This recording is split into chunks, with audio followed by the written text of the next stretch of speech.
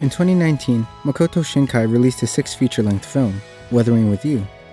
Like any Shinkai film, the animation was breathtaking, and Shinkai crafted a touching story of love and how far one would go to attain said love. It follows a 16-year-old runaway Hodoka who wanders through Tokyo looking for a job to sustain a life away from his parents. Shortly after, he meets a 15-year-old girl, Hina, who is otherwise known as the Weather Maiden girl, who has the ability to temporarily stop the continual rain that Tokyo has been undergoing for the past few months and to bring the hidden sun. Hina represents the sun itself in all of its radiance and all of its positivity. She is a selfless girl who does everything for those around her, even before she formally meets Hodoka. She is there to give him a burger at McDonald's when he had nothing to eat, and when she does meet him again, she is quick to forgive him and to treat him with the kindness that not many adults have treated him with. Hina was willing to do any job if it meant taking care of Nagi, her little brother, and to do so she even faked her age for it, posing as an almost 18-year-old girl for the majority of the film. And as she was given this ability to bring happiness and sunshine to the rainy Tokyo, not only was she able to make money, but she loved being other people's joy.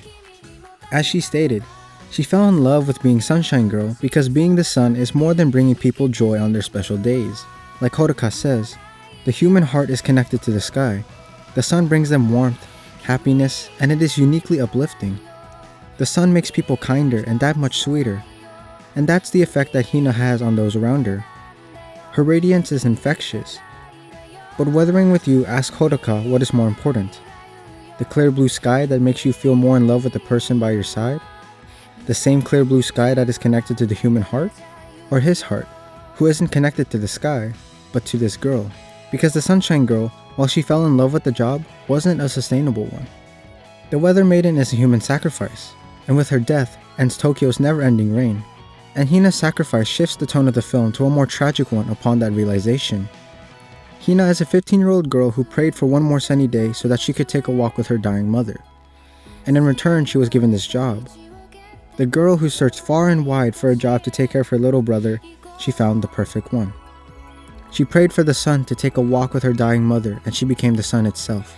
How fickle, that Hina was forced to be a human sacrifice for the benefit of others, and not even for the benefit of her brother that she would leave behind. And because she is selfless like the sun, she helped those who requested without a second thought. So in its final 35 minutes, Weathering with You answers that question.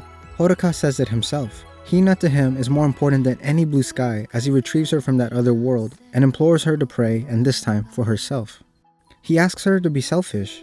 He tells her that it is enough. Everything she has done, all the sacrifices she has made are enough. What resonated with me is Hodoka's resolve. That one line, "I want you more than any blue sky," is the movie's defining one as it embodies his desperation and resolve. He has to evade the police twice across a flooding city to even get the chance to bring her back, and when he gets to the shrine, he prays, almost pleading with God.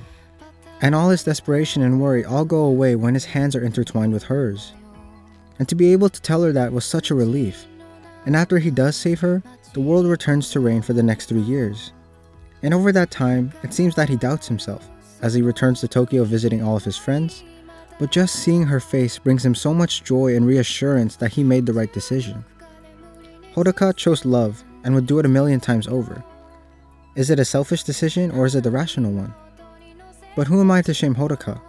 A kid who ran away from home and was able to find comfort, joy, and love that was suddenly ripped away from him in exchange for a blue sky. So he went to retrieve a girl who was so kind and who never got to be kind to herself. So I can't shame Hodoka in the slightest. Hina and Hodoka are two kids that haven't been played a particularly kind hand at life.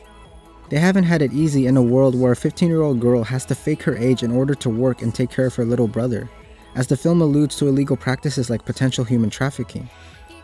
As the government tries to separate her and Nagi, Hina is never given a break. For a girl as kind and as giving as she is, even sacrificing her own existence for the world, I can't blame Hodoka at all. The world hasn't been fair to them and to him. So why should he return the favor? Sometimes being selfish is the right choice, especially if the world's natural state is the submerged rainy Tokyo, as the elderly lady says. The world is going to be crazy with or without her interference, so her life is worth more than that. The tears of Keisuke, as well as Nagi, and Hodoka's dreams are proof that she was connected profoundly to these people. If someone is going to break the Weather Maiden's curse, it was Hodoka and Hina's love, because their love is stronger than the sun and stronger than any blue sky. Weathering with You was a beautiful movie about climate change and how it takes the collective to fight it, and not the individual. It won't be saved by the Weather Maiden. And of course a film about love and yearning, as Shinkai never fails to deliver a thought-provoking and beautiful movie about it. The characters in Weathering with You deliver a legitimately engrossing experience. This is something that genuinely surprised me for a Shinkai film, as he normally prioritizes audiovisual spectacle over substance and depth in his writing. It's still an extravaganza, but it balances this with human connection. I'll definitely be looking forward to what Makoto Shinkai has in store for us next time. Overall, I love this film because it's gorgeous, it's heartwarming, it's heartbreaking, and in the end, it's all about love. There's something I love about Makoto Shinkai's work. Everything's about love, how some love can fade, and how some love is so strong it can survive the river of time. The film is one I think will work best with a giant screen and a good theater, or alone in your room with you right in front of the monitor, headphones on, complete concentration. It requires all of your attention. It's visceral, it's intense, it punches you in the gut. The film actually has punches, and I felt those punches, man. Maybe it was the bassy theater speakers, but I really felt that impact. The direction of the film is excellent. Tokyo has never felt so real and yet so dreamlike. A Tokyo that is almost always shrouded in rain, and man, this rain. Just look at this rain. Rain. I've never been so turned on by water, I swear. In the film, the characters are faced with obstacles that are massive. So massive that in the end, you have to recall that these characters we're following aren't incredible heroes that risk their lives for the greater good, and they aren't badass characters who fight enemies twice their size. They're people. People like you and me. The film shows us what people would do when faced with massive obstacles, massive sacrifices. I think the film portrays the strength of humanity, our resilience and our capacity for love in a really elegant and heartwarming way. It's handled beautifully and poignantly.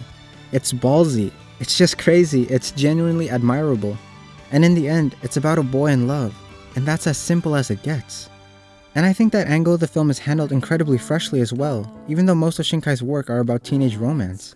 Is it as good as Your Name? No. Is it as good as A Silent Voice? No. Is it as good as I Want to Eat Your Pancreas? No.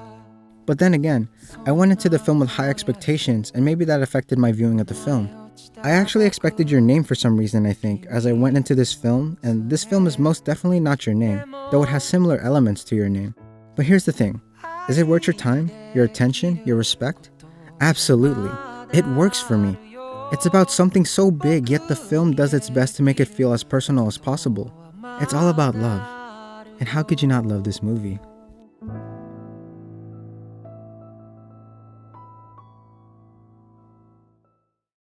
世界が君